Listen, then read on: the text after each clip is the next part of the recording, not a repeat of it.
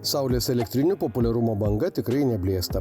Aišku, šių metų vasarą elektros energijos kainos yra gerokai mažesnės nei pavyzdžiui pernai rugpjūtį, tačiau kai energijos šaltiniu gali tapti saulės šviesa, kodėl neprisijungus prie tų, kurie jau gali vadintis žaliosios energijos gamintojais. Lydime jūs viso proceso eigoje, nuo pat pradžių tai pateikiant paraišką ESO elektrinės springimo sąlygoms gauti, po to padedam susitvarkyti su APA dokumentacija, paraiškos pridavimu, konsultuojam ir pagelbėjam šitoje vietoje. Po montavimo darbų, žinoma, priduodame saulės elektrinės eksploatacijai, pateikiame rangos deklaraciją į ESO tinklus. Taipogi noriu akcentuoti, kad mūsų siūloma įranga, siūlomi saulės moduliai turi gamintojo garantijas nuo 12 metų iki 30, priklausomai nuo gamintojo ir modifikacijos pačio modulio. Atitinkamai inverteriai turi nuo 10 iki 12 metų garantijas, su galimybė praplėsti iki 20 už papildomą sumą. Gal iš pirmo žvilgsnio gali atrodyti, kad kai kurios sąvokos jums yra neaiškios. Tačiau patyrę specialistai tikrai pagelbės ir teoriškai skaičiuojant būsimos elektrinės galią ir praktiškai įvertins įrengimo aplinkybės bei galimybės. Taipogi turime ir inžinierių komandą, kurie tikrai noriai ir su malonumu pas jūs atvyks į namus, pasikels droną, apsiskridys aplink stogą, padarys objekto ataskaitą apžiūros, įsivertins visas rizikas galimas montavimo metu atsirandančias ir susiderins visą kabelių pravedimo kanalus, kas jums garantuos kokybišką ir sklandų elektrinės sumontavimo procesą nuo pradžių iki galo. Darykime prielaidą, kad turime 10 kW saulės elektrinę ant stogo, tai sąlyginai mums turėtų prigaminti 10 000 kWh per metus elektros energijos.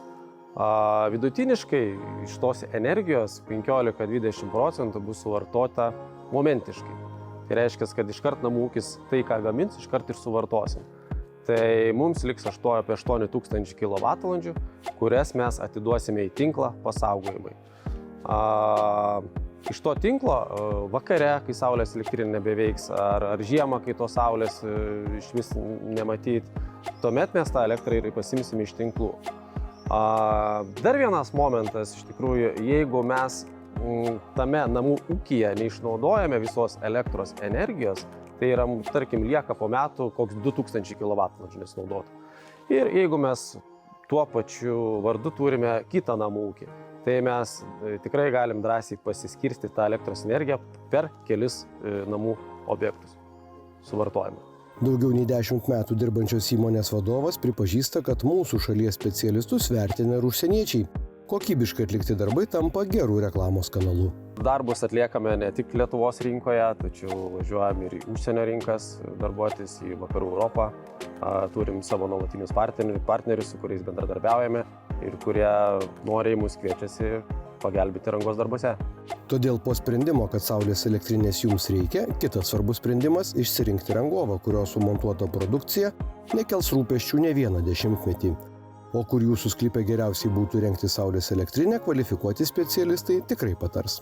Ar vis dėlto įsiklausysime į savo balsą ir mes sakysim, na, stogas, aš nežinau, galimai per silpnas, galimai ne į tą pusę saulė pas jūs kyla, sakykime, stogo šlaitas yra rytai vakarai. Mes automatiškai prarandame didelę energijos galę, sakykime taip. Betgi, žiūrint į naujas statybas, reikia pasigalvoti, ar tai negalėtų būti jūsų tiesiog pavėsinė, ar tai būtų stoginė automobiliui.